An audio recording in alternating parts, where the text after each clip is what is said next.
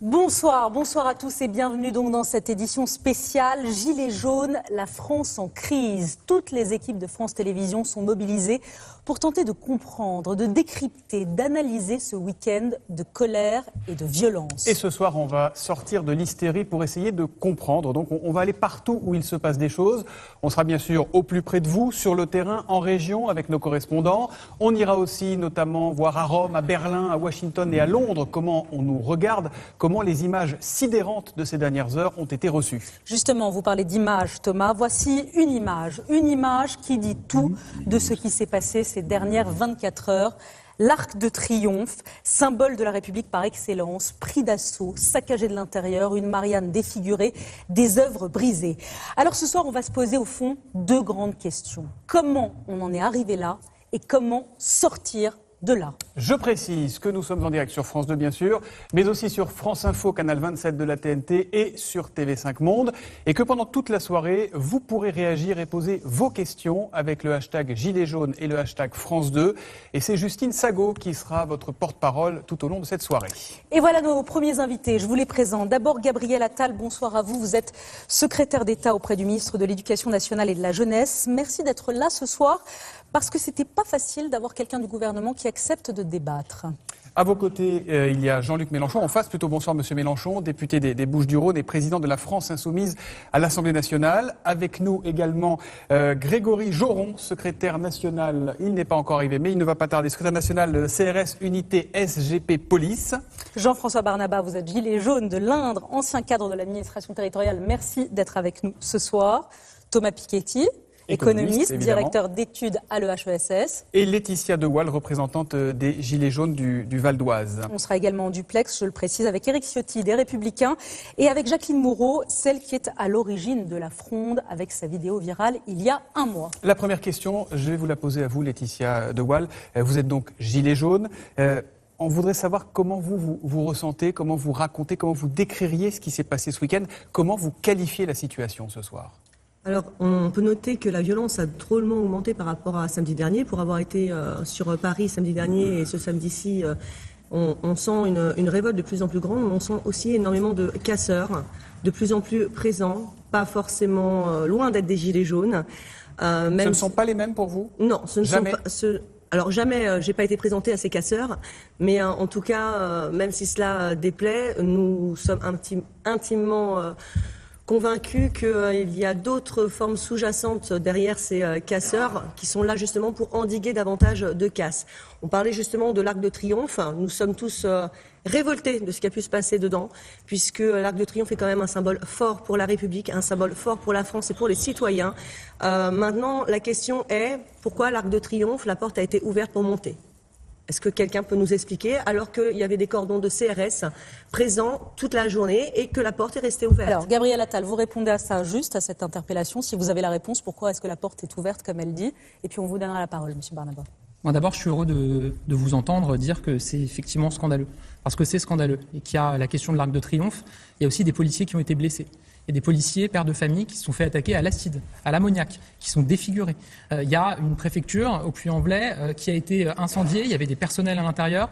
Les pompiers ont été empêchés d'accéder à la préfecture. Donc moi, je suis heureux si ce soir, on est capable déjà tous autour de cette table de condamner ces événements, de condamner la violence.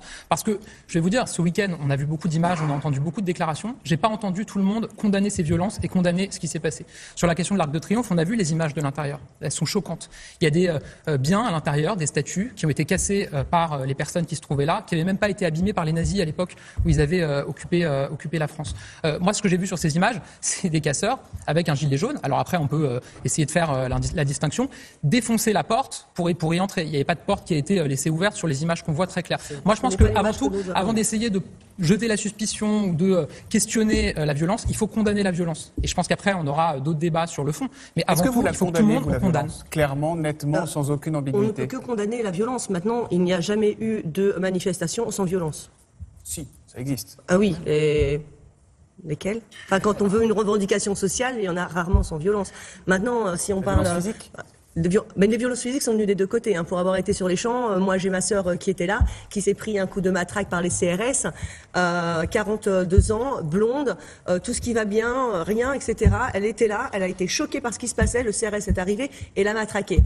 Alors la violence a été des deux côtés. Il y a des manifestations sans violence, ça existe, il y en a eu dans l'histoire de notre pays, et heureusement, et elles ont d'ailleurs permis des avancées sociales importantes. Peut-être que justement il y a une évolution sociale qui s'est faite tout de suite. Nous, ça fait depuis fin octobre qu'on dit qu'il va y avoir quelque chose. Depuis fin octobre, on dit qu'il y aura la journée de mobilisation du 17 novembre. Nous avions prévenu que cette journée n'était que le début. Il ne s'est rien passé du côté du gouvernement, à part des petites primes écologiques, alors que le problème n'est pas là. Donc le gouvernement l'attend, cette révolte. Maintenant, il ne faut pas s'étonner qu'il y ait de plus en plus de casseurs. Ce n'est pas pour autant que je justifie la casse. Mais à un moment, il aurait peut-être fallu avoir une réponse concrète pour qu'on n'en arrive pas là. On va aller sur le fond, mais avant, Attendez, deux minutes. la violence, Gabriel parce que c'est Attal, important s'il vous pour les plaît. personnes qui nous Je regardent. voudrais qu'on entende, si vous le voulez bien, je voudrais entendre ce que dit Jean-François Barnaba. Est-ce que vous avez le même son de cloche? Est-ce que ce soir, vous condamnez les violences d'hier? Qui ne condamnerait pas des scènes de barbarie et de pillage? Qui ne condamnerait pas des agressions afin de faire plus que mal?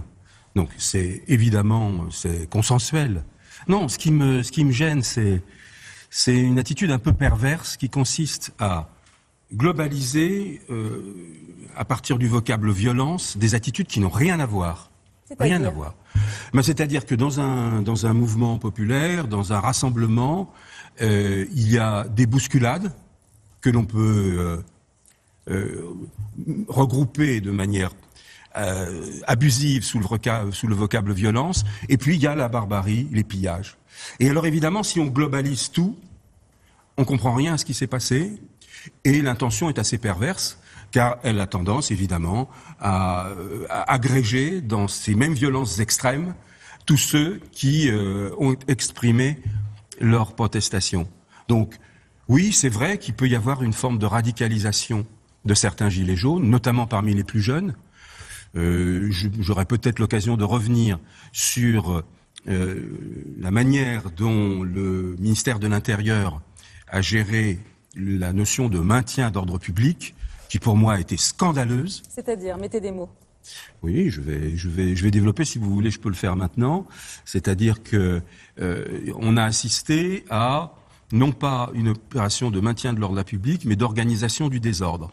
Ce sont des mots qui sont lourds de sens, Gabriel Attal. Qu'est-ce que vous répondez à ça? Je réponds que je trouve ça insultant pour les forces de l'ordre qui étaient sur le terrain et qui se sont fait attaquer, encore une fois, certaines à la suite. S'il vous plaît. Les forces de l'ordre, elles n'ont pas organisé la violence. Les forces de l'ordre, elles étaient là dans un contexte d'une violence extrême pour faire en sorte qu'il y ait le moins de blessés possible du côté des manifestants comme du côté des forces de l'ordre. Il n'y a pas d'organisation de la violence. Personne n'a intérêt à ce que la violence augmente dans notre pays. Vous n'opposerez pas les citoyens des forces de l'ordre qui, dans leur quasi-totalité, sont des citoyens qui concourent. Moi, je le vois sur nos territoires. Il y a pas de... C'est tous des citoyens. Tous. Exactement. Oui, tout à fait. Mais ils concourent au lien social. Bien sûr. Ils sont parfaitement respectés dans la population. Bien sûr. Donc, ne confondons pas tout. On va accueillir, pardonnez-moi, Grégory Joron. Merci d'être là. Vous êtes secrétaire national CRS, unité SGP Police. Puisqu'on parle de vous, c'est bien que vous répondiez également. Je vous laisse terminer et vous répondrez. Tout à fait. Donc ne confondons pas les agents, ne confondons pas les CRS qui obéissent aux ordres qui leur sont donnés, et puis la planification d'un événement par le ministère. C'est absolument pas comparable. Et les CRS et l'ensemble des forces de l'ordre sont les premières victimes de la manière dont le ministère de l'Intérieur a géré cet événement. Grégory Joron, qu'est-ce que vous répondez à ça? Est-ce que le désordre a été organisé par le ministère de l'Intérieur, comme on vient de l'entendre? Je suis pas sûr que je suis pas sûr d'être vraiment qualifié pour répondre à ce genre de questions qui est à mon sens vraiment plus politique que technique, on va dire.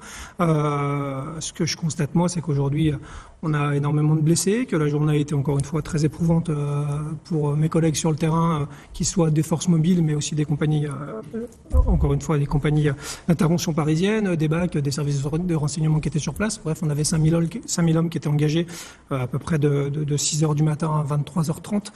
Aujourd'hui, les collègues se sont réveillés tous courbattus, pour la plupart avec d'énormes hématomes, avec l'impression d'être passés dans une machine à laver, parce que forcément, avec l'adrénaline du moment, on sent pas vraiment les coups ni les pavés qu'on a pris tout au long de la journée.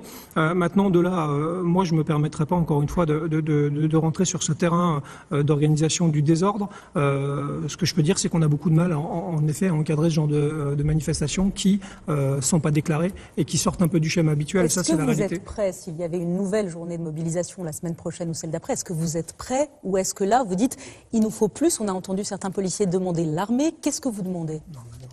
Demander l'armée, je pense qu'il faut simplement revenir. J'ai entendu parler d'état d'urgence aussi. Je pense qu'à un moment donné, il faut éviter de mettre des mots qui peuvent faire peur à tout le monde, en sachant qu'en plus l'état d'urgence ne servira. À part qu'on prouve l'inverse, moi je veux bien tout entendre. Je pense pas que ça serve à grand chose à partir du moment où depuis le 1er novembre 2017, il y a la loi antiterroriste qui est passée sur la sécurité, qui permet simplement. Les mesures de l'état d'urgence sont incluses dans la loi. Qui transfère des pouvoirs au ministre de l'Intérieur et qui peut dire. Gabriel Attal, pardon, mais c'est une option l'état d'urgence pour le gouvernement ce soir ou pas? Alors, moi je suis pas porte-parole du gouvernement et je suis pas ministre de Merci l'Intérieur. d'être là parce que on va dire les choses clairement. On a essayé d'inviter à peu près tout le gouvernement. Vous êtes le seul à avoir accepté de venir répondre. À la décharge, ça a été organisé dans l'après-midi. Il se trouve que moi j'étais au Sénat sur le budget de la vie associative, donc j'étais disponible. Mais un débat organisé quelques heures avant, c'est un peu compliqué pour les autres. La situation d'urgence, oui. Mais je suis ravi que vous me disiez que je suis arrivé en bas de la liste. Pas du tout. Mais est-ce que l'état d'urgence est une option dans ce qu'on vous dit aujourd'hui au gouvernement? L'option aujourd'hui et le souhait, c'est qu'il n'y ait plus de violence et qu'il y ait une mobilisation qui arrive à se calmer parce qu'on arrive à retrouver le dialogue. La première option, c'est le dialogue. C'est de faire en sorte qu'on puisse échanger, se mettre autour de la table et discuter. Ça va commencer demain autour du Premier ministre. Pour les questions d'ordre public, moi, ce que je souhaite, mais pas uniquement comme ministre, comme citoyen, ce que je souhaite, c'est que tout soit fait pour faire en sorte qu'on empêche des violences comme celle-ci de se reproduire. On va parler de comment on fait pour sortir de cette crise, mais d'abord, si on peut nommer les choses. Qu'est-ce qui se passe aujourd'hui? Qu'est-ce qu'on vit, Jean-Luc Mélenchon? Si vous mettiez des mots, c'est quoi? C'est une crise politique? C'est une crise institutionnelle, c'est une crise de régime. Qu'est-ce qui se passe aujourd'hui selon vous? Les mots, ce seront juste les miens. Il se trouve que je suis l'auteur d'un livre, L'ère du peuple, où je pronostique comment, lorsqu'il y a un blocage de la société démocratique, les choses se passent. Et nous sommes dedans. Donc ce que nous vivons s'apparente à une révolution citoyenne. Révolution au sens où, vous le voyez bien, les institutions, les autorités sont considérées comme inutiles, comme détestables, où toute forme de représentation politique est rejetée. Toutes, je veux dire, y compris celles que je peux incarner, parce que les gens ne comptent que sur eux-mêmes et ne croient qu'en eux-mêmes. Et citoyenne, parce que le bout de la revendication n'est pas nihiliste. Les gens veulent se réapproprier leur vie, pouvoir la mener, la diriger, la contrôler.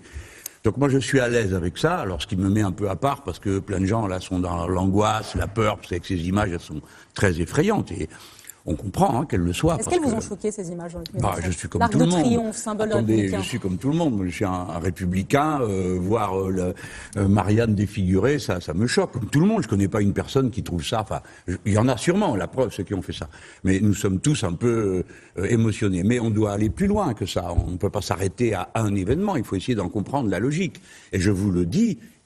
On est en France, c'est pas une start-up la France.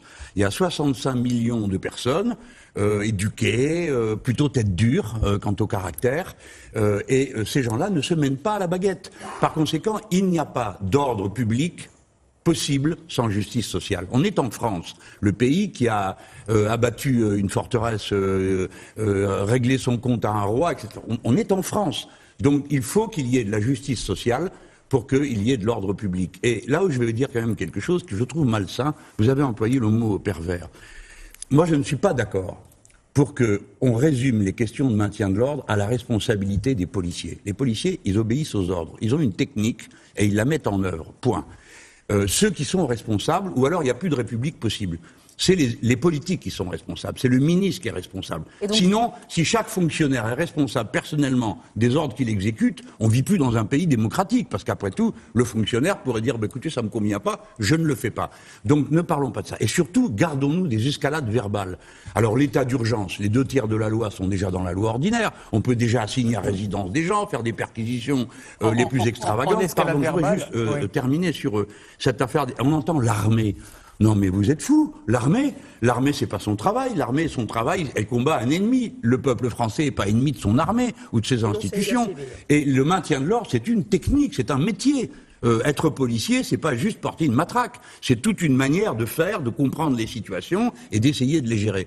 Donc, de grâce, stop à l'escalade. Essayons un peu de prendre de la hauteur et de calmer le jeu. Parce qu'à la fin, c'est quoi la fin? On va se battre comme ça toutes les semaines?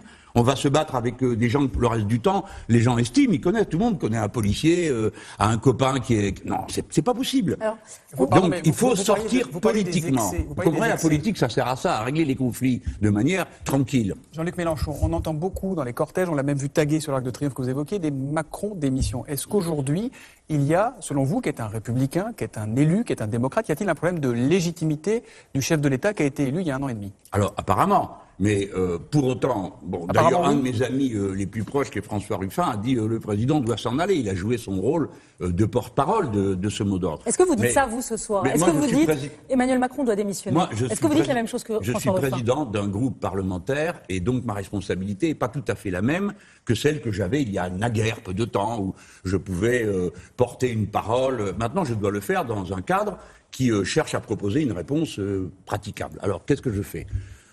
Premièrement, je dis que les revendications que j'ai pu voir sont d'autant plus jouables à mes yeux que c'est à peu près ce qu'il y avait dans mon propre programme. Deuxièmement, qu'il faut une sortie institutionnelle. Donc le président de la République, pour l'instant, a fait le choix du pourrissement, plus les images et tout ça.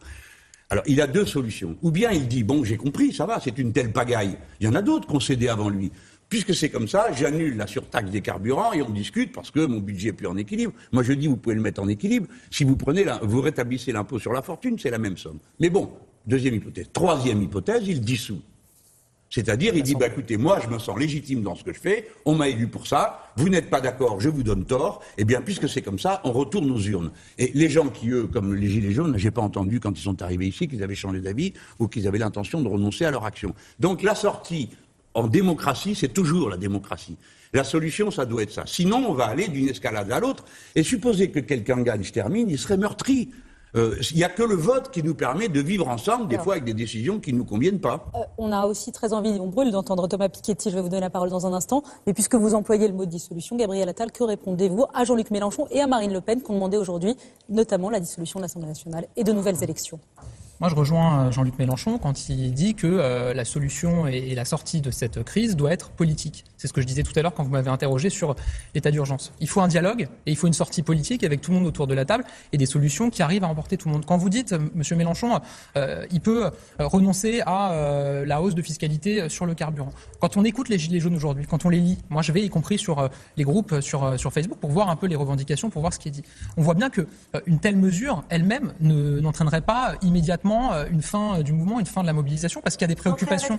N'entraînerait plus. Parce que c'est trop tard. Si je peux terminer juste parce qu'il y a des préoccupations qui sont beaucoup plus profondes que celle-là. Il y a un malaise qui est beaucoup plus profond que celui-là, qui date d'ailleurs ni d'aujourd'hui ni d'hier, qui date de plusieurs années, qui se sont accumulées dans la société. Donc, quand je dis que la solution doit être politique, je vous rejoins totalement là-dessus. Et c'est pour ça que le Premier ministre va recevoir dès demain les leaders politiques, les gilets jaunes qu'ils souhaiteront, et qu'il y a des débats territoriaux qui vont s'engager dans tous les territoires de France où tout le monde pourra être autour de la table et on pourra trouver des solutions collectives. Parce que trouver des solutions qui permettent d'avoir une sortie politique d'une crise, ça se trouve avec des personnes qui sont autour d'une table et qui représentent ces personnes qui se mobilisent. Est-ce que le mouvement n'est pas en train d'évoluer? Est-ce qu'on n'est pas allé d'un ras-le-bol fiscal et d'un problème de taxe carbone et de prix du carburant à un problème de contestation de la légitimité du chef de l'État? On a l'impression que c'est quand même, au fur et à mesure que les semaines passent, c'est la revendication qui monte le plus haut et le plus fort. Moi, je dirais que... Vous l'entendez ça ou pas? Ou vous pensez que c'est anecdotique? Je vais répondre très clairement. On a un mouvement qui est parti de la question de la taxe sur le carburant, qui a été le catalyseur d'autres problèmes, d'autres revendications sur le quotidien, sur la mobilité, sur les services publics, sur le niveau d'imposition d'une manière générale. Et là-dessus, se sont greffées des personnes qui, elles, contestent depuis le départ la légitimité du président de la République et la légitimité de la majorité, qui se sont dit on va se superposer sur ce mouvement-là pour contester la légitimité du président. Il y a beaucoup de Français qui se retrouvent dans les préoccupations des Gilets jaunes. On le voit dans les sondages, on le voit quand on discute avec des Français sur le terrain. Parce qu'ils partagent aussi des préoccupations sur les services publics, encore une fois, sur la mobilité, sur la taxation. Mais ces Français-là, ils ne cherchent pas à revenir, à couper les institutions de la République, à considérer que parce qu'il y a des personnes qui se mobilisent dans la rue et parfois qui cassent, il faut que le président de la République démissionne. On a des institutions dans la République. Jean-Luc Mélenchon l'a dit lui-même, il est républicain et ces institutions, elles doivent être protégées parce que c'est ça qui permet d'avancer et c'est ça qui permet de nous tenir. Bien. On va reparler ensuite des solutions avec Jean-Luc Mélenchon. Mais Thomas Piketty, vous avez expliqué, analysé les inégalités sociales depuis des années dans les livres et dans vos cours. Est-ce qu'aujourd'hui, vous êtes toutefois stupéfait par l'ampleur que prend la mobilisation et l'ampleur des violences également? Ou au fond, il n'y a rien qui vous étonne? Oui, alors les violences, il y a des casseurs qui profitent du mouvement pour venir casser, c'est une chose. Mais derrière tout ça, il y a un mouvement qui n'est pas fait de casseurs, qui est fait de personnes qui expriment un très profond sentiment d'injustice sociale, d'injustice fiscale. Et moi, je voudrais dire quand même très gravement que je pense que Emmanuel Macron a fait une erreur considérable en consacrant autant d'argent au début de son quinquennat à réduire les impôts des plus riches. Et c'est quelque chose, alors on nous dit oui, il a été élu pour ça, mais il avait 24% des voix au premier tour et il a cru qu'il en avait 70, alors il en a eu presque 70 au second tour, mais on sait très bien les gens qui ont voté pour lui pour le second tour n'avaient pas adopté son programme de premier tour, sinon ils auraient voté pour lui. Donc se lancer dans ces cadeaux fiscaux d'une très grande ampleur au profit des plus riches, avec la baisse de l'impôt sur la fortune, la quasi-suppression de l'impôt sur la fortune, la baisse de l'impôt progressif sur les revenus de capital. Le problème, si vous voulez, c'est que les impôts, c'est quelque chose, très souvent, les gens comprennent pas très bien. Là, les gens ont compris très clairement que Emmanuel Macron avait de l'argent à distribuer à un certain nombre de catégories. Et quand ensuite il explique qu'il n'a pas d'argent pour d'autres catégories, vous voyez, ça crée... Je crois vraiment qu'il s'est trompé d'époque dans son diagnostic. C'est-à-dire que, si vous voulez, pour résumer, et c'est la même somme, c'est-à-dire que c'est vrai que la baisse de l'impôt sur la fortune et de l'impôt progressif sur les revenus de patrimoine, donc intérêts, dividendes, pour bien expliquer à nos téléspectateurs, ça représente 5 à 6 milliards de pertes de recettes par an. L'augmentation de toutes les taxes carbone sur les carburants notamment, ça a été 4 milliards en 2018, ça va être 4 milliards de plus, donc 8 milliards en tout en 2019. Donc c'est quelque chose, c'est très difficile à comprendre. Je pense qu'en un mot, on s'est un peu trompé d'époque, ce gouvernement qui est arrivé, qui se veut très rafraîchissant, très jeune parfois, mais en fait, ils se sont trompés d'à 20 ans près. C'est-à-dire que dans les années 90, il y a eu un moment comme ça de capitalisme, d'hypercapitalisme triomphant après la chute de l'Union soviétique, où on s'est mis à se dire que le marché allait résoudre tous les problèmes. Et on est rentré dans une phase de foi, parfois sans limite, dans l'autorégulation des marchés, qui a conduit à une montée des inégalités un peu partout. Et depuis la crise financière de 2008, on se rend compte qu'on a été beaucoup trop loin dans une forme d'hypercapitalisme qui a conduit à des réactions politiques au Royaume-Uni, aux États-Unis qui sont terribles, qui conduit à des formes de gouvernement aujourd'hui en Italie qui sont mortifères, des coalitions effrayantes. Et je crois que là, il y a une responsabilité du pouvoir en place de cette trompée de diagnostic. C'est-à-dire que Emmanuel Macron, je ne sais pas ce qu'il avait appris à l'ENA dans les années 90, peut-être qu'il fallait supprimer l'impôt sur la fortune, mais quand on arrive au pouvoir là en 2017 et dans la situation d'hypercapitalisme, hyper-inégalitaire dans laquelle on est, quand on a des patrimoines qui en France se portent très bien. C'est-à-dire qu'en France, il faut bien voir que les patrimoines déclarés à l'ISF, avant la suppression de l'ISF, augmentaient d'année en année, se portaient très bien. Les patrimoines financiers déclarés à l'ISF en particulier progressaient encore plus vite que les patrimoines immobiliers, qui eux-mêmes accroissaient beaucoup plus vite que le produit intérieur brut, qui lui-même accroissait plus vite que les salaires. Donc quand vous allez expliquer après tout ça, ah bah tiens, justement, on va consacrer 5 milliards d'euros pour ces personnes dont le patrimoine progresse déjà. Vous comprenez, le problème, c'est que tout le monde le voit, ça. Vous voyez, tout le monde le voit, les prix immobiliers. Vers Gabriel Attal, donc, parce qu'il est... Attal, qu'est-ce que vous répondez à ça? Je veux juste conclure quand même là-dessus. C'est que je pense, de façon très claire, que là, pour sortir d'une crise comme ça, avec un sentiment d'injustice fiscale aussi puissant, si Emmanuel Macron ne rétablit pas l'impôt sur la fortune, l'impôt progressif sur les revenus de patrimoine, pour utiliser l'argent, pour quoi faire? Pour la transition écologique, parce que là, le scandale, c'est les augmentations d'impôts. En soi, moi, je ne me pose pas de problème qu'on ait une trajectoire d'augmentation des prix des carburants, mais à condition de réutiliser la totalité de l'argent pour aider les Français qui n'ont pas accès au transport en commun, pour aider les bas revenus. Et donc, il faudrait... Oui, non, mais vous auriez pu le faire avant, déjà pour commencer, parce qu'en vérité, sur les 8 milliards d'augmentation sur les carburants, il n'y a même pas 10% qui a été reversé. Si vous ne rétablissez pas un minimum de justice fiscale dans ce pays, vous allez dans le mur. Donc, vous allez m'expliquer que tout va très bien, et on attend quoi, samedi prochain, les prochaines violences? Monsieur Piketty, allez-y. Je vais pas dire que les révolutions commencent par des révoltes fiscales. Je ne vais pas dire que tout va très bien, ça serait mentir. Tout ne va pas bien. On peut raisonner, comme vous le faisiez, en milliards, en grande masse. Je suis pas sûr que ça parle beaucoup aux personnes qui nous regardent. Et par ailleurs, je vous ai pas interrompu. Et par ailleurs, non mais enfin, et le manteau blanc, c'est moi. Regardez à quel point on était violent quand on protégeait les CRS. Juste pour rappeler à quel point on était tous très violents devant l'Arc de Triomphe. Maintenant, je vous laisse continuer sur les tâches. Vous n'êtes pas en garde à vue, vous n'êtes pas blessé. Donc, non, moi j'ai de la chance. Moi j'ai eu de la chance. Parce que vous n'étiez pas violente. Non, mais d'autres n'étaient pas violents non plus. Je suis pas sûr que ça parle beaucoup aux Français. Et par ailleurs, on peut tout faire dire à ces grandes masses de milliards. Vous mettez en parallèle l'ISF, ça vous 5 milliards, et vous mettez en parallèle l'augmentation sur la taxe carbone de 5 milliards. Combien ça fait quand on supprime les cotisations salariales pour que le net augmente? Quand on supprime la taxe d'habitation, c'est 20 milliards. C'est ça. C'est 5 milliards de plus si vous n'aviez pas commencé par faire ce cadeau. On est bien au-dessus de la mesure sur l'ISF. Je vous ai pas interrompu encore une fois. Pourquoi vous avez distribué 5 milliards à 1% de la population? Vous avez des arguments? Je veux bien, mais si vous me laissez dérouler mon... Quels sont vos arguments? Si vous me laissez dérouler mon propos.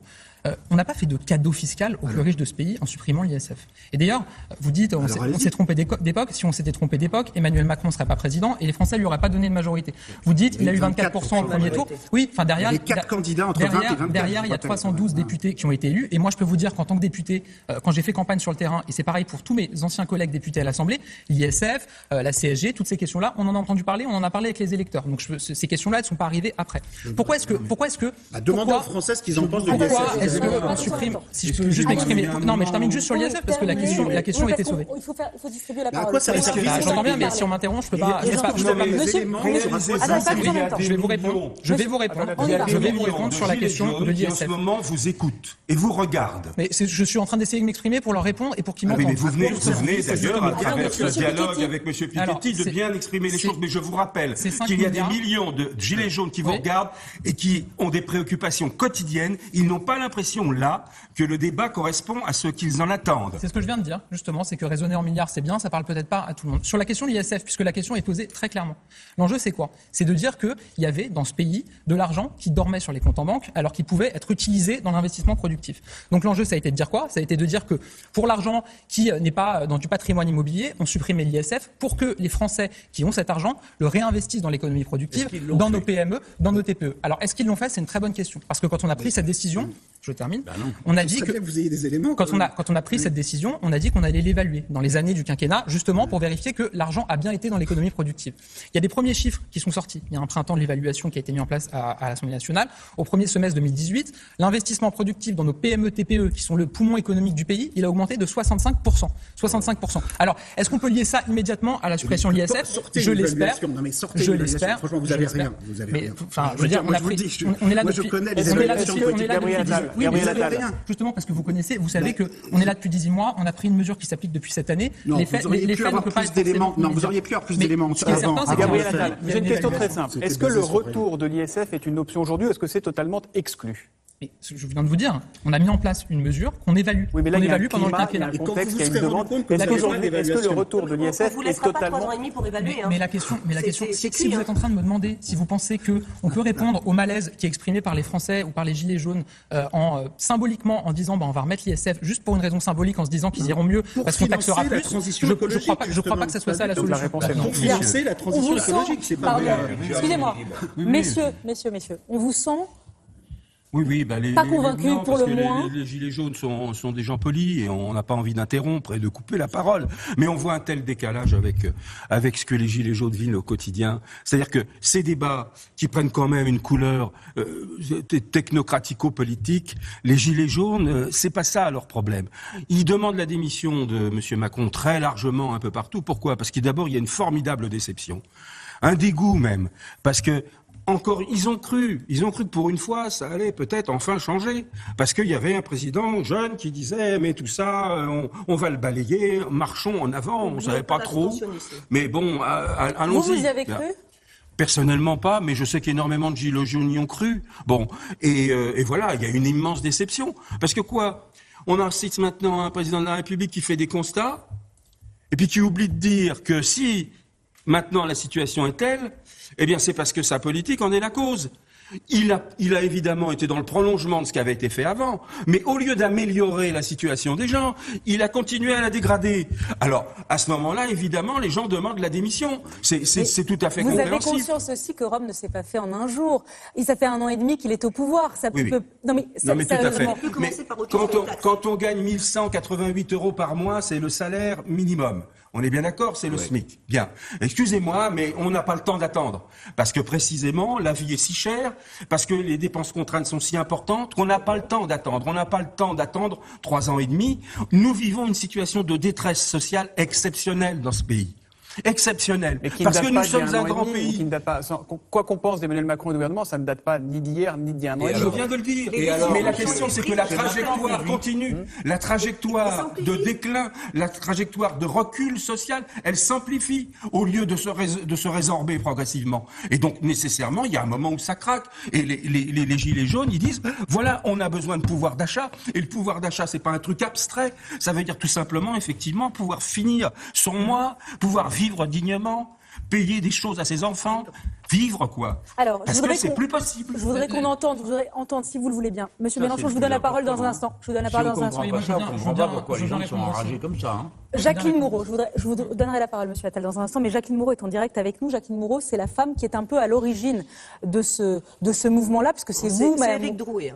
Bon, il y en a plusieurs. C'est l'une d'entre elles. En tout cas, avec sa vidéo virale, elle a permis, Madame Moreau, vous êtes gilet jaune du Morbihan, vous êtes en duplex avec nous, vous avez permis de provoquer cette fronde et cette colère. Vous avez signé aujourd'hui ce qu'on a lu dans le journal du dimanche, l'appel des modérés. Un appel des modérés qui appelle concrètement, Monsieur Mélenchon, s'il vous plaît, on peut entendre Madame Moreau avant que vous commentiez. Cet appel des modérés, vous demandiez des états généraux de la fiscalité, des référendums réguliers et le gel de la hausse des taxes. Emmanuel Macron vous a répondu en disant, vous êtes la bienvenue, madame, à Matignon pour discuter avec Édouard Philippe. Est-ce que vous allez aller à Matignon parler avec le Premier ministre ? Alors d'abord, merci de me recevoir. Bien sûr que je vais y aller parce qu'on ne peut quand même pas continuer dans la situation dans laquelle on est. Il faut maintenant que le gouvernement apporte des réponses et vite. C'est impératif, c'est impérieux maintenant. Ils ne peuvent plus faire l'économie d'écouter la rue, d'écouter ce qui se passe, d'écouter ces milliers de personnes qui sont dans la rue, dans le froid. Hein, ils sont là jour et nuit pour certains. Donc il va bien falloir qu'ils les écoutent et qu'ils apportent des réponses concrètes. Quelles sont les réponses que vous attendez concrètement, madame ? Alors, parmi les réponses concrètes, il y a ce dont vous venez de parler.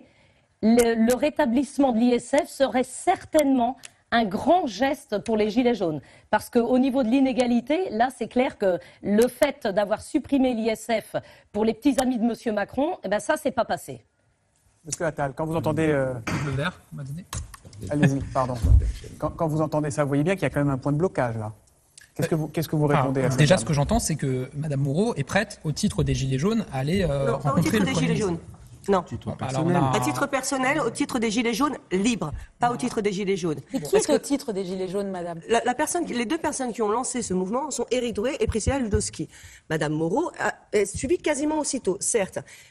Nous suivons le principe de Monsieur Drouet. Voilà, on est derrière sa lignée. Et la lignée est simple, c'est que nous, nos revendications, on les a déjà posées. Éric Drouet et Priscilla Ludowski ont déjà rencontré le ministre de l'écologie et de la transition. Pardon, mais on n'y comprend rien. Alors, c'est le FLNC avec toutes ses familles politiques. On n'y comprend rien. On ne sait pas quel est Après, c'est comme partout. Il y a des gens qui ont l'intention de tirer la couverture médiatique à eux. Moi, j'en ai pas besoin. Je suis même pas venue avec mon gilet jaune. Je suis venue là parce qu'on m'a demandé.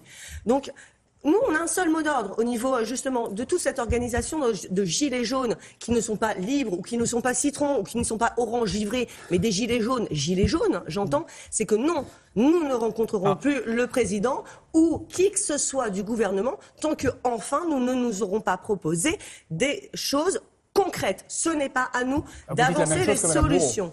Non, puisqu'elle dit qu'elle sera présente lundi. Nous disons non, nous n'y serons pas. Nous ne sommes pas payés rubis sur l'ongle pour apporter les solutions. On vous a donné les problèmes, maintenant on attend au gouvernement de nous donner les solutions. Comment vous allez pouvoir, quand vous entendez ça, comment vous allez pouvoir sortir de la crise ? Justement, vous entendez bien, madame, qu'il y a quand même un sujet. Quand il y a des personnes qui ont lancé en partie le mouvement des Gilets jaunes, puisque Madame Moreau, c'était sa vidéo qui a lancé le mouvement, qui disent on est prêt à aller autour de la table pour discuter, pour essayer de trouver des solutions. Quand vous voyez qu'il y a des Gilets jaunes sur le terrain qui disent il faut y aller, il faut aller trouver des solutions en se mettant autour de la table. Vous voyez bien qu'il y a une difficulté. Mais d'où vient la légitimité de ces personnes ?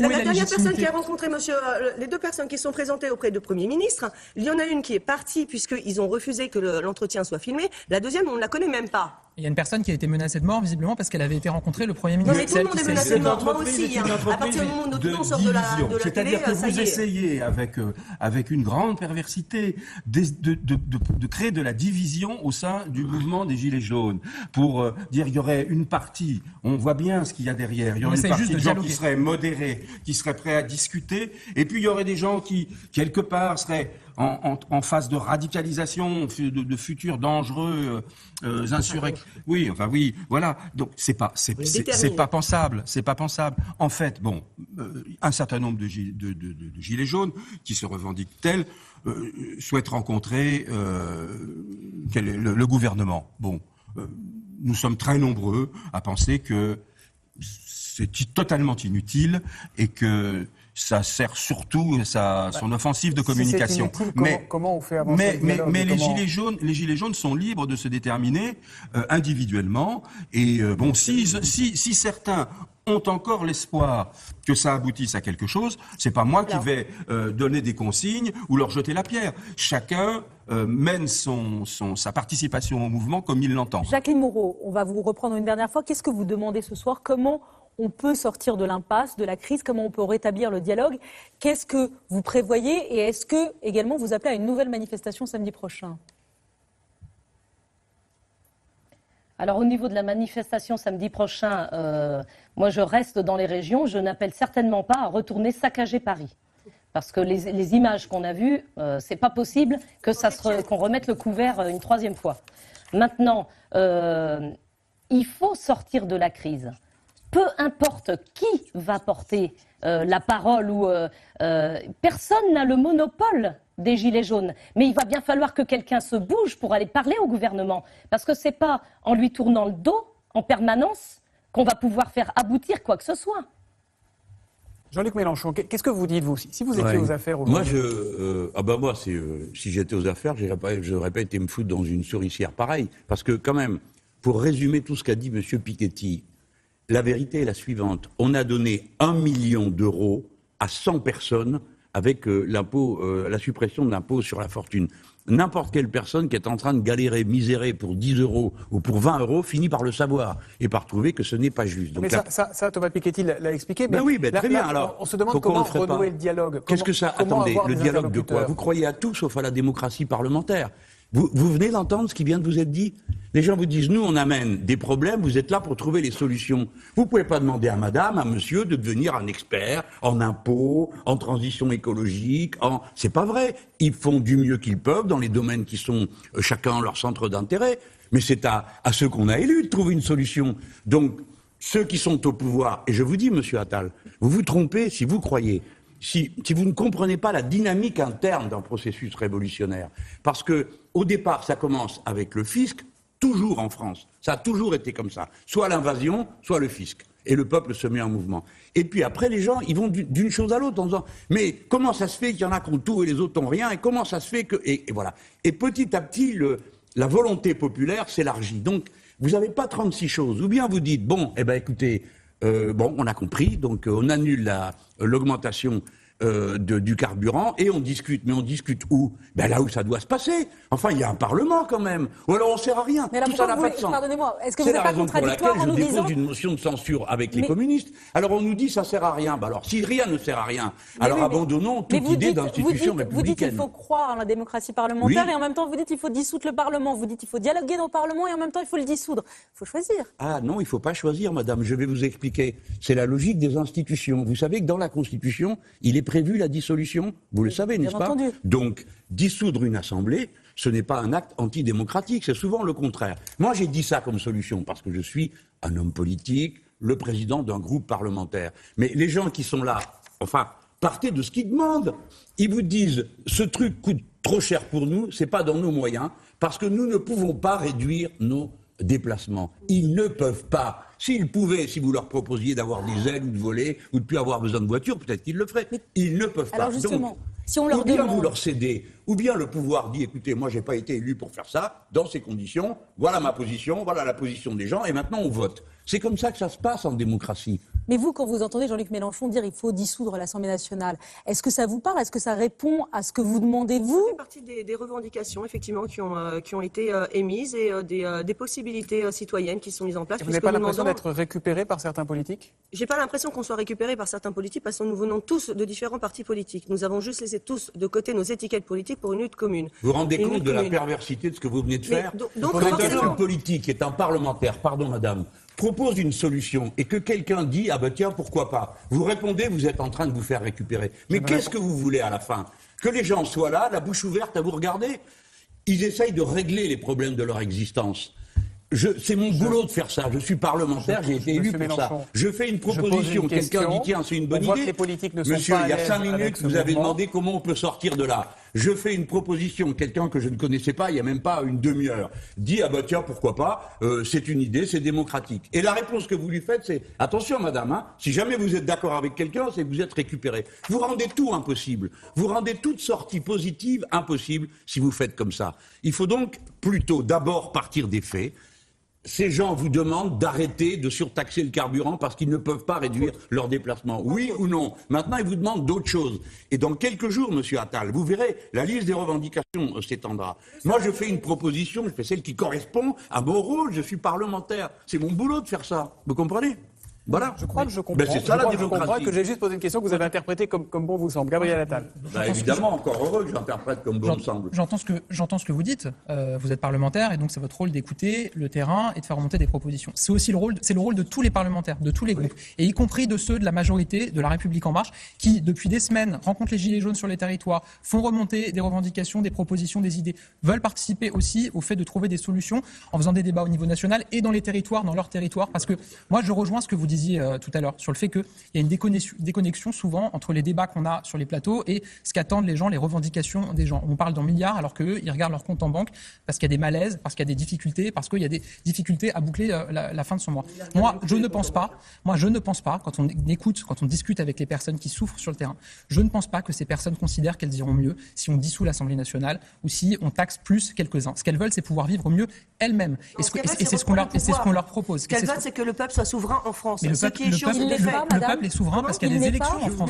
Le peuple est souverain parce qu'il y a des élections. Quand on a 60% de personnes qui ne se déplacent pas aux urnes pour des présidentielles, je suis désolée, le peuple est souverain. Il a dit non à 60% à aucun des deux partis. Mettons en place un quorum. Faisons comme dans les associations. Si on n'atteint pas les 60% de personnes qui se déplacent aux urnes pour voter, dans ce cas-là, l'élection est nulle et non avenue. Nous n'écoutons pas les bulletins blancs. Nous n'écoutons pas les bulletins nuls. Et pourtant, c'est eux la majorité. C'est eux la majorité et ceux qui se sont déplacés ont voté entre la peste et le choléra.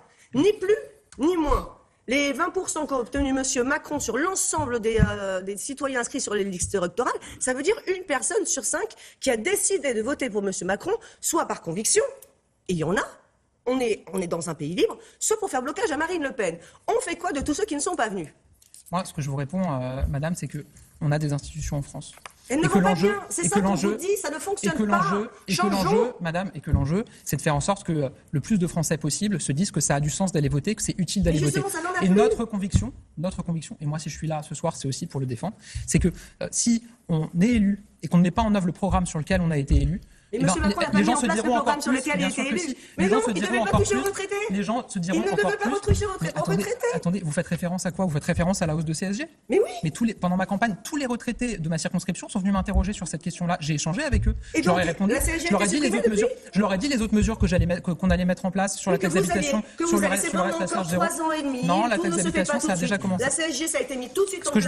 On n'a pas eu le temps de délai. On n'a pas eu le temps de faire ouf, mais le reste, ça doit prendre du temps. Et bien, nous n'en avons plus du temps. Ce que je veux dire, madame, c'est que si un gouvernement, un président de la République renonce aux mesures qu'il a annoncées pendant sa campagne après une élection, il n'y aura pas plus de Français qui iront voter derrière. Il y en aura moins, parce qu'ils se diront que ça ne sert à rien d'aller soutenir un candidat dont on sait qu'il ne mettra pas en place. Tout ça, ça ne fonctionne plus. La Constitution aujourd'hui, ça ne fonctionne plus. Des députés qui veulent faire leur propre augmentation, ça ne fonctionne pas. Des GAFA qui ne sont pas taxés, ça ne fonctionne pas. C'est tout qui est sur un discours très général qui va au-delà des préoccupations de départ. On nous nous aurait répondu au moment où tout a été instigé, à mi-octobre, on aurait eu des réponses, on n'aurait pas été jusque-là. Mais effectivement, le mouvement a pris de l'ampleur, les revendications se sont élargies, et le côté vindicatif, pas dans la violence, vindicatif par conviction, eh ben, il est de plus en plus présent. Et on en arrive à un ras-le-bol de ce gouvernement où nous avons un président qui a des occupations à l'extérieur, dans d'autres pays, alors que la France est en souffrance en ce moment, que le week-end, nous sommes dehors à manifester, à nous faire gazer à longueur de temps. On n'y est pas par le plaisir. Et à côté de ça, nous avons un président qui a des obligations étrangères. Il n'est même pas présent pour nous. Il nous envoie le ministère de l'écologie et de la transition, alors que là n'est pas le problème. Nous sommes tous concernés par l'écologie. Nous ne sommes pas contre l'écologie. Au contraire, ça va beaucoup plus loin que ça. Et plus ça dure, plus ça prend de l'ampleur et plus les revendications sont larges. Il était au G20 ce week-end. Thomas Piketty. Oui, en l'occurrence, mais les autres semaines. Je veux juste redire que vous n'avez jamais eu aucun soutien populaire sur la suppression de l'ISF. Toutes les questions qui sont posées aux gens le montrent. Je veux juste rappeler qu'aucun gouvernement en France depuis 30 ans n'avait commencé son mandat en faisant de tels cadeaux fiscaux aux plus fortunés. C'est-à-dire que même Sarkozy, avec son bouclier fiscal en 2007, c'était pas aussi fort que cette suppression de l'impôt sur la fortune, cette suppression de l'impôt progressif. Et Sarkozy, à la fin, il a fini par le rétablir, son bouclier fiscal. Donc vous savez, au lieu d'attendre 5 ans à vous enferrer dans vos certitudes, si juste à un moment vous écoutiez un petit peu, vous acceptiez de considérer que vous avez fait ça trop vite, sans éléments, vous le dites vous-même, on attend les évaluations, mais vous allez les attendre combien de temps? Vous avez rien. Monsieur Piketty, vous ne pensez pas, s'il rétablissait l'ISF, eh bien, je pense qu'on pourrait qu'est-ce que ça changerait?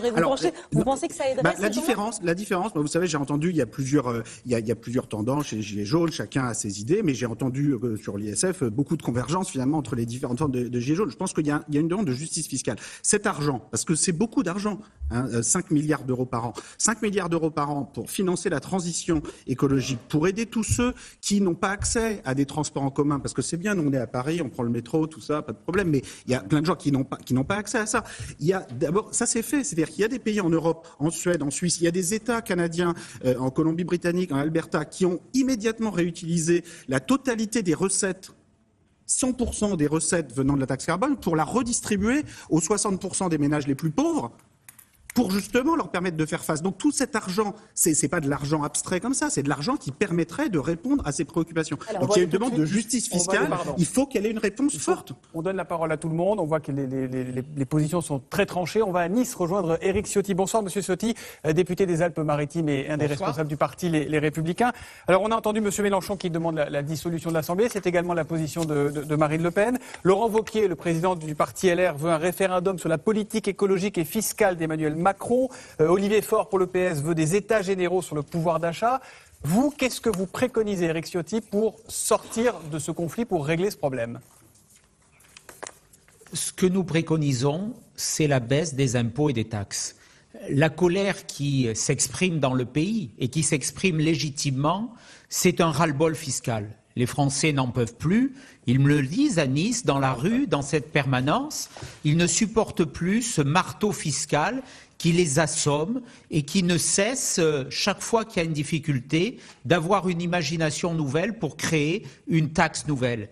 Les retraités ont été frappés directement par une augmentation de la CSG. Donc aujourd'hui, la solution, elle est simple. C'est pour cela qu'avec Laurent Wauquiez, nous proposons ce référendum. C'est supprimer à tout le moins les augmentations qui doivent intervenir encore le 1er janvier. C'est dans 4 semaines, ça semble totalement délirant. Avec ce qui se passe dans la rue aujourd'hui, le gouvernement maintient sa position d'augmenter à nouveau le carburant en janvier. C'est totalement fou. Donc nous proposons d'abord dans le calendrier parlementaire, dans le respect des institutions, les Républicains ont obtenu au Sénat l'annulation de cette augmentation de la taxe. Eh bien, nous devons confirmer aujourd'hui, ça sera le 17 décembre prochain à l'Assemblée nationale, l'annulation de cette nouvelle taxe sur le carburant qui devait rentrer en vigueur au 1er janvier.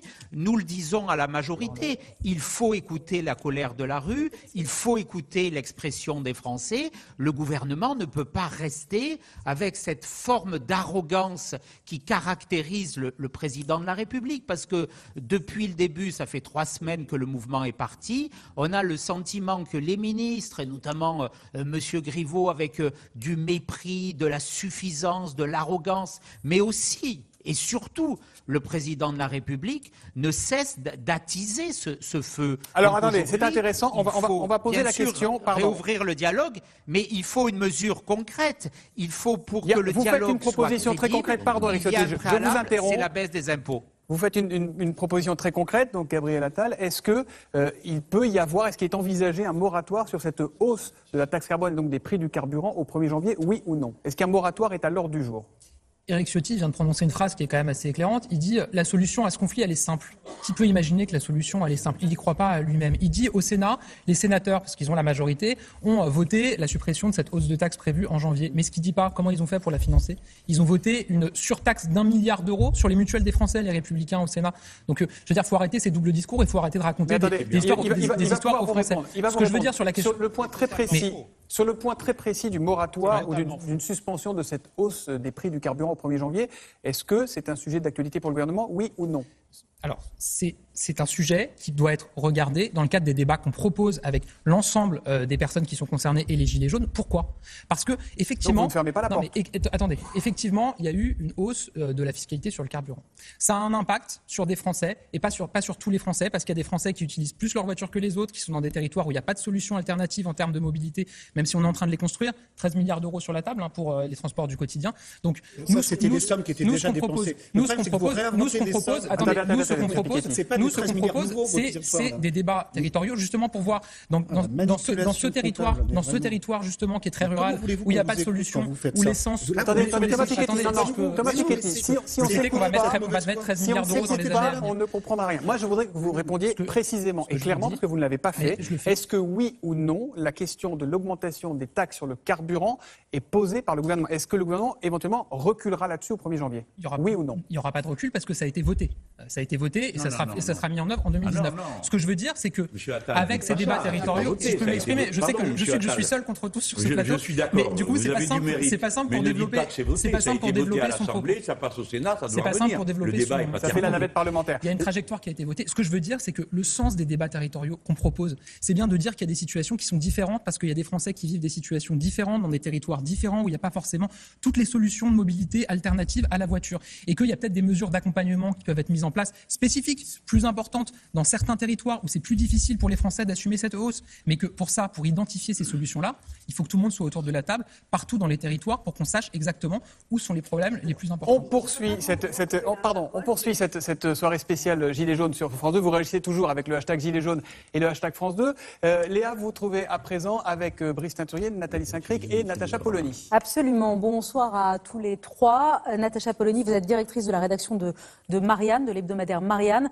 D'abord, puisqu'il faut nommer les choses, où on en est aujourd'hui après ce week-end de violence? Est-ce que vous diriez que de la phase de contestation, on est passé à une phase insurrectionnelle, on est passé à l'insurrection? On en approche.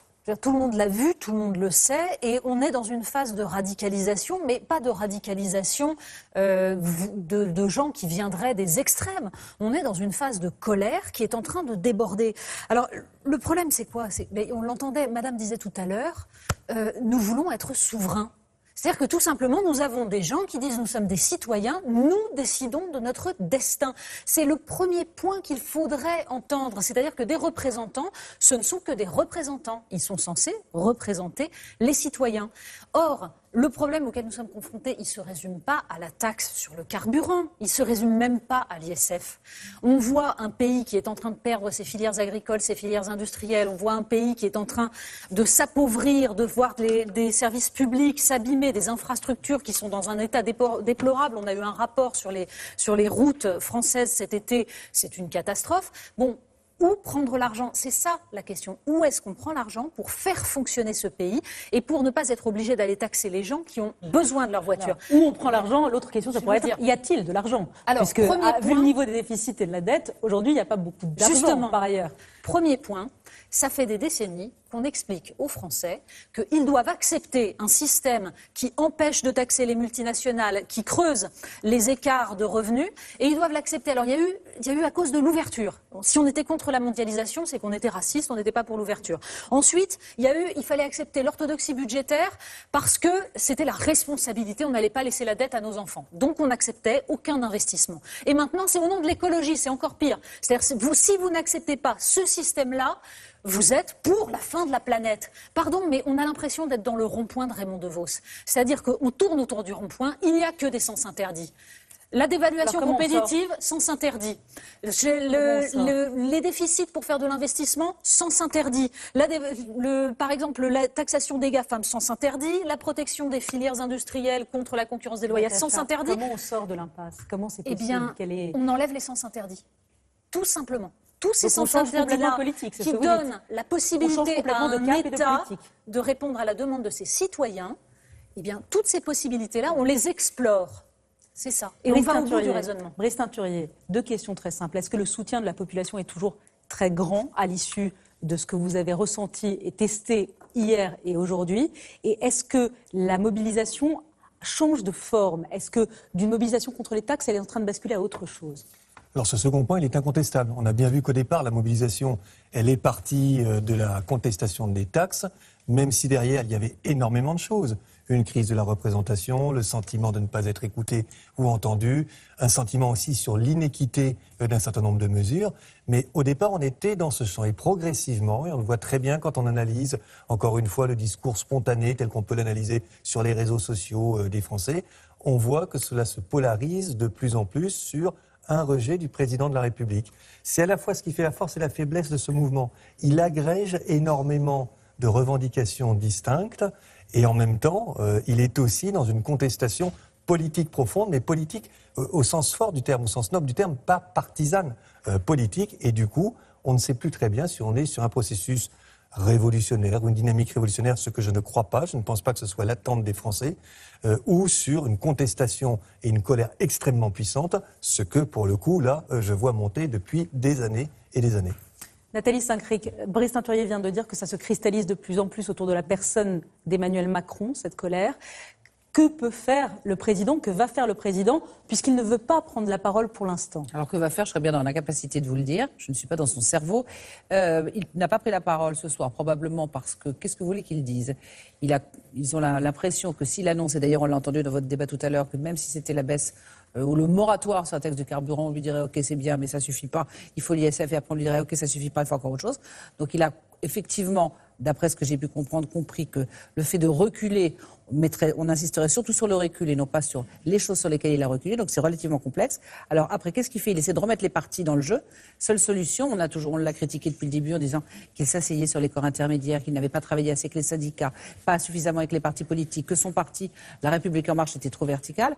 Qu'est-ce qu'il peut faire? Essayer de demander aux différents partis, à Mme Le Pen, à M. Mélenchon, à M. Wauquiez, de travailler, si j'ose dire, avec lui pour apaiser le pays. Je ne suis pas sûre que ça marchera, mais qu'est-ce que vous voulez qu'il fasse? Aujourd'hui, Donc un appel à l'Union nationale, c'est tout ce qu'il peut faire? C'est pas forcément un appel à l'Union nationale, c'est une façon de remettre les partis politiques face à leurs responsabilités, ce qui ne veut pas dire que lui n'en a pas énormément. Et en plus, comme manifestement toute la dramaturgie est en train de se faire entre Macron versus le reste du monde, ou plus exactement le reste de la France, il a intérêt à remettre du corps intermédiaire et notamment demander à Édouard Philippe et à sa majorité de faire le boulot. Alors Thomas, je vous repasse la main. On va aller justement prendre des nouvelles de ce qui se passe ce soir à l'Élysée. C'est avec vous, Jeff Wittenberg. Bonsoir.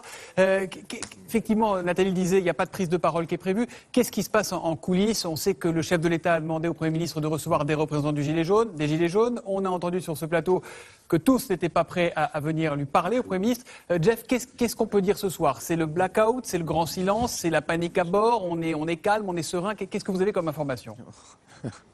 C'est sûrement un peu de tout ce que vous venez de décrire, mais ce qui officiellement ressort, c'est qu'effectivement, le président ne prendra pas la parole, ce qui n'a pas empêché les gestes symboliques. On l'a vu ce matin, il a tenu en quelque sorte escalité à se rendre sur le tombeau du soldat inconnu qui a été hier encerclé par les Gilets jaunes et quelque part en se rendant personnellement sur cet endroit, il voulait montrer que finalement, à travers lui, la République, une certaine République était toujours debout. Pour le reste, comme le disait Nathalie, il charge Édouard Philippe effectivement d'aller vers non seulement les partis politiques mais aussi les représentants des Gilets jaunes. Jacqueline Moreau, que l'on entendait tout à l'heure, est notamment invitée à Matignon. Mais il insiste aussi, le président, sur la question sécuritaire. Il a demandé ce matin, en des termes sans doute très choisis, à Christophe Castaner, le ministre de l'Intérieur, de revoir complètement le dispositif, puisque hier, visiblement, ce dispositif a échoué vu les scènes auxquelles on a assisté à Paris, et en particulier à faire face à ce nombre de plus en plus grand de casseurs casseurs dans la capitale et au fait que ces casseurs, ils sont en train, paraît-il, de s'organiser et de se structurer. Alors il est effectivement dans ce rôle un petit peu de chef de l'État au sens propre qui doit ramener le calme dans une France qui est en train de prendre un peu feu. Merci Jeff. Gabriel Attal, il est inquiet, le président de la République, vous lui avez parlé, qu'est-ce qu'il dit ? Je pense qu'il est préoccupé par la situation et qu'il a envie qu'on en sorte, mais qu'on en sorte politiquement, encore une fois. Moi, j'ai été sensible à ce qu'a dit Natacha Polony il y a un instant quand elle parlait des sens interdits. C'est vrai que dans notre pays, je pense que beaucoup de Français se disent qu'il y a trop de choses qui sont impossibles, qu'il y a des choses qu'on aimerait tous pouvoir obtenir, mais qui sont impossibles pour plein de raisons. Et on voit bien qu'il y a un vrai enjeu, une vraie question qui se pose au niveau européen. Et quand Natacha Polony parlait des sens interdits sur la taxation des GAFA, on est en train de la lever au niveau européen. On était tout seul, on est maintenant quasiment l'ensemble des pays européens pour la lever. Ça faisait des années qu'on expliquait que sur la question des travailleurs détachés, on ne pourrait pas trouver de solution. Le président de la République s'est mobilisé. On a amené tous les pays autour de nous, on a trouvé un accord à travail égal, salaire égal sur un territoire. On est en train de lever tout ça. Et moi, si je suis venu ce soir, c'est pas parce qu'on m'a forcé, c'est pas parce que il fallait absolument venir, c'est parce que j'y crois. C'est parce que je suis jeune, j'ai envie que mon pays s'en sorte. Et la plupart des Français ont envie que le pays s'en sorte et qu'il faut trouver des solutions. Et qu'on a été élu sur un programme, qu'on va le porter pendant 5 ans. Et moi, j'y crois. Je crois qu'on va y arriver. D'accord, mais Emmanuel Macron a été élu sur la promesse de réconcilier les Français. Il disait « je vais chasser les passions tristes et le ressentiment ». 1 an et demi après, on n'a jamais vu autant de ressentiment. Qu'est-ce que vous avez raté ? Est-ce que vous avez perdu le fil de votre campagne ? Qu'est-ce qui s'est passé ? Non, je pense que il y a un nouveau modèle de dialogue et de construction des politiques publiques à trouver. Et je pense que la question des territoires, elle est essentielle. Parce que tous les Français vivent pas le même quotidien, parce qu'ils n'ont pas tous les mêmes problématiques. Et je pense que tout ce qui va être construit dans les semaines et les mois qui viennent vont permettre d'aboutir à ça. Encore une fois, on s'est engagé sur un programme sur 5 ans, en disant qu'on veut permettre aux Français de retrouver un travail. Et tout ce qu'on a mis en place, y compris sur la question de l'ISF, ça vise cet objectif. Vous pouvez considérer que ça va pas marcher, mais dans 5 ans, vous pourrez le dire, enfin dans 3 ans et demi maintenant, vous pourrez le dire, et puis vous pourrez porter une autre idée aux élections. On a dit qu'on voulait que le travail paye mieux. On s'est engagé de manière très claire, à la fin du quinquennat, une personne qui est au SMIC, l'exemple qu'on citait tout à l'heure, il aura un 13e mois. On s'y est engagé, c'est en train de se mettre en place. On peut considérer qu'il faudrait que ça aille plus vite, et notamment dans certains territoires, encore une fois, où il y a des difficultés qui sont différentes. Et c'est tout l'enjeu de la discussion et de la construction qui doit se faire dans les territoires, si tout le monde se met autour de la table. Moi, c'est juste l'inflation sur 5 ans, 10%. Je ne sais pas si vous avez remarqué. C'est l'arnaque permanente, c'est fatigant. J'ai pas grand-chose à faire Secrétaire ici. national CRS, UNT, GP Police. Tout à fait, secrétaire national CRS, unité GP Police, merci. Je ne vais pas vous embêter longtemps, j'avais dit que je restais avec un petit quart d'heure. Je n'ai pas servi à grand-chose parce que c'est un temps qui est très politique. Je vais laisser les gens discuter tranquillement. Moi, j'ai une question qui n'est pas politique à vous poser. Est-ce que vous connaissez le profil des personnes qui ont été interpellées? Je ne sais pas, je ne me suis pas réellement renseigné et je n'ai pas vraiment de retour parce qu'encore une fois, on est dans un temps un peu trouble enfin voilà, on n'a pas beaucoup d'informations là-dessus. Simplement, je voulais dire, et je vais vous laisser là-dessus également, parce que encore une fois, on m'avait dit que ça allait durer un quart d'heure et quelques questions. Je comprends le temps politique parce qu'il est important. Moi, je vous porte juste l'inquiétude qu'on a en tant que représentant des personnels de police. C'est juste, on a peur de l'acte 4, tout simplement parce que les forces de police ne sont pas inépuisables, tout simplement parce qu'elles sont épuisées. Et tout simplement parce que, M. Mélenchon, contrairement à ce que vous disiez tout à l'heure, mais c'est un point de détail, de temps en temps, on fait déjà appel à l'armée pour nous remplacer sur des missions parce qu'on ne peut pas tenir sur les pics d'emploi qu'on a. Ça s'appelle une réquisition. On les fait garder déjà nos bâtiments sur une mission qui s'appelle le GS75. C'était un peu l'idée, de pouvoir en mettre en place, puisque hier, il y a eu un dispositif double avec beaucoup de forces qui étaient engagées sur l'étanchéité de Beauvau, du ministère de l'Intérieur et de l'Élysée, bien évidemment pour protéger ces institutions. Ce qui fait qu'on s'est retrouvé un peu de force. On a peur de l'acte 4. On a peur pour nos collègues. Ça fait deux samedis qu'on a une bonne étoile et qu'on ne déplore pas de mort. C'est de la chance? Oui. Et je pense que le facteur chance, au bout d'un moment, il faut l'évacuer. Voilà. Est-ce qu'il y avait des trous dans la raquette dans le dispositif de sécurité hier? Il y en aura toujours avec ce genre de mouvement. Le maintien de l'ordre, c'est pas une science exacte, on traite de l'humain. Et le maintien d'ordre républicain, je comprends l'incompréhension parce que de temps en temps, on manque de pédagogie, je pense là-dessus. À un moment donné, il faut qu'on explique aux gens pourquoi on va manœuvrer et comment on doit le faire. Malheureusement, on a des gens qui se retrouvent gazés et qui ne comprennent pas pourquoi. Il faut peut-être leur expliquer pourquoi ils sont gazés. Parce que si on gaze, c'est pour éviter le contact avec les manifestants. Parce que si on a du contact avec les manifestants, on voit que ce soit des fonctionnaires de police, lynchés comme on a pu le voir tout à l'heure, et protégés d'ailleurs par des gilets jaunes au bout d'un moment. Parce que c'est un... Non, mais... C'est juste ce que je suis en train de dire, parce que c'est insupportable à voir. Donc voilà, donc nous on est inquiets pour tous nos collègues. Vous avez peur, vous? Est-ce que vos collègues ont peur physiquement aujourd'hui? Nos collègues ont peur physiquement. C'est-à-dire, c'est pas naturel de prendre des pavés d'1 kilo sur la tête. On est tous pères de famille. Quand on est censé avoir des réponses opérationnelles justement qui nous protègent de ça. On est censé ne pas être au contact. Et c'est ce qu'on a fait là. C'est quoi la solution si jamais il y avait un acte 4 samedi prochain? Il y a déjà quasiment, il y avait 5000 hommes dans Paris. C'est d'en avoir plus? C'est quoi? Qu'est-ce que vous demandez? Nous, on demande depuis longtemps et ça a commencé à prendre, on va dire, on est un peu dans la bonne direction. Maintenant, il reste tellement de choses à faire et encore une fois, c'est des mouvements qui sont compliqués parce que toute la difficulté, c'est de trier entre guillemets, et sans que ce soit péjoratif, les casseurs, des gens qui veulent manifester parce que c'est le droit le plus fondamental en France et c'est surtout la mission des CRS, des gendarmes mobiles, des compagnies, c'est de préserver ce droit-là, de permettre à ces gens-là de manifester en préservant leur intégrité physique. Et également celle des fonctionnaires. Je vais me permettre de vous laisser, je suis désolé, c'est pas très... En tout cas, à vous d'avoir été là. On a eu des images très fortes hier qui ont fait le tour du monde, évidemment. Donc on va aller faire un petit tour tout au long de cette soirée dans plusieurs pays. On va peut-être commencer par Washington avec vous, Loïc de la Mornay. Alors on sait qu'aux États-Unis, dès qu'il y a une voiture qui brûle en France, on nous dit que c'est Bagdad, que c'est la guerre, que c'est des no-go zones, comme ils disent.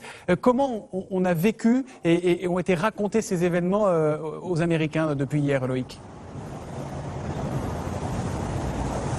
Il y a de ça, Thomas. Très clairement, ces événements en France ont été vécus avec, si j'ose dire, les clichés habituels que les Américains ont sur la France, que la France est un pays ingouvernable, inréformable, que les Français sont des enfants gâtés qui bénéficient déjà d'un des régimes d'État-providence les plus riches, les plus généreux de la planète. Et effectivement, ici, nous sommes dans un pays ultra-libéral qui n'a rien à voir, qui ne comprend rien au modèle social français. Ici, faire des études à l'université, c'est 200 000 €. Une couverture maladie pour sa famille, c'est 1 500 € par mois.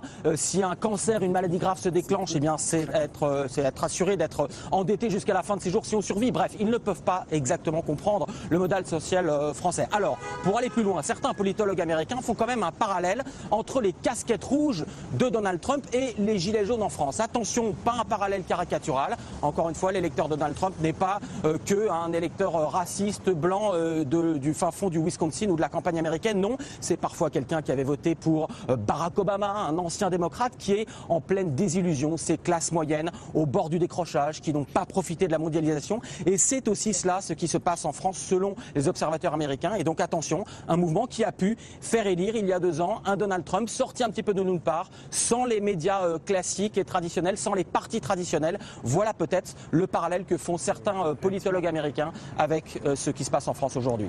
Merci à vous Loïc de la Mornay en direct avec nous de Washington. On va tous vous libérer, mais d'abord un dernier tour de table. En un mot, une solution, un mot à dire pour sortir de l'impasse aujourd'hui, chacun d'entre vous. Madame. Le président maintient le cap et les Gilets jaunes maintiennent le cap. C'est lapidaire. Monsieur. On a assisté encore ce soir à un débat avec des arguments politico-technocratiques. Les Français expriment de la souffrance humaine, et on a répondu encore une fois à côté de leurs préoccupations essentielles. Et c'est ce qui a dégoûté les Français de la politique à travers tous les gouvernements qui se sont succédés, tous ces partis dits traditionnels qui ont assumé le pouvoir et qui ont dégoûté le peuple et qui, de jour en jour, continuent à rompre le pacte républicain. Alors il y a une solution pour s'en sortir, oui, ça, je suis convaincu qu'elle ne viendra pas de M. Macron et de son gouvernement. Il faut que les Gilets jaunes, que le mouvement des Gilets jaunes fasse irruption dans les institutions démocratiques de ce pays. Ça veut dire qu'il faut que les Gilets jaunes, dans leur diversité sociologique, prennent leur avenir en main, enfin. Car jusqu'à présent, toute cette diversité sociologique, ces gens des classes populaires ont toujours délégué à des partis politiques leur parole. Ils ont délégué à des élus leur parole, des élus qui, bien souvent, pour la plupart d'entre eux, et vous le savez, vous qui observez la vie politique, étaient de catégorie supérieure et qui ne comprenaient pas dans leur tripes ce que vivaient les gens sur le terrain. Pour que les choses changent vraiment, il faut que demain, une marée d'élus jaunes investissent le Parlement.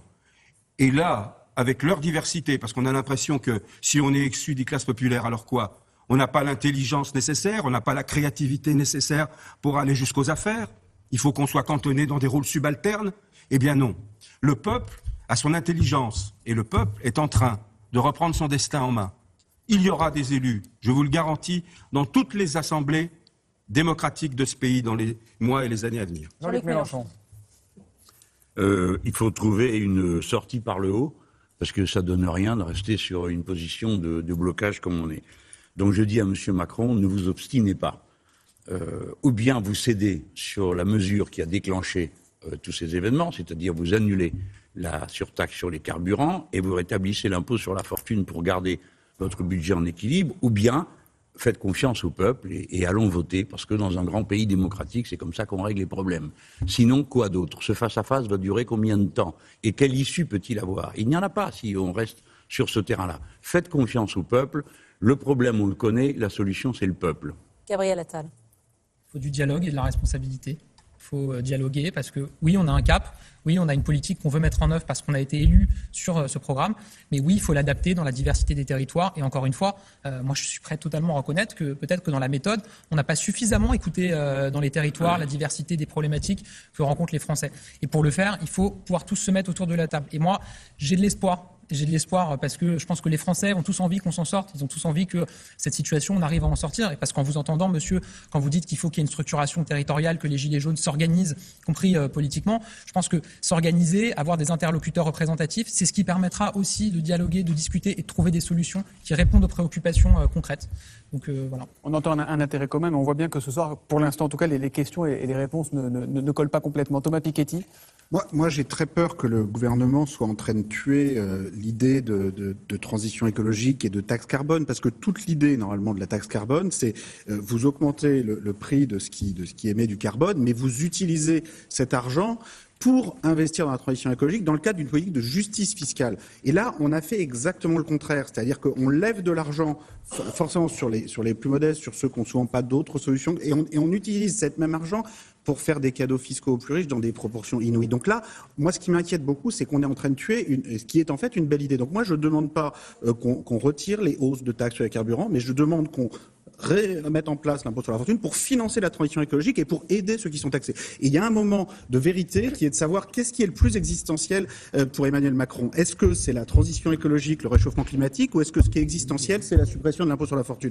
Si vous avez d'autres solutions pour trouver tout cet argent et faire tout en même temps, allez-y, mais visiblement, vous ne l'avez pas. Bien, merci à tous les 5. Merci également à Natacha Polony d'avoir participé à cette édition spéciale.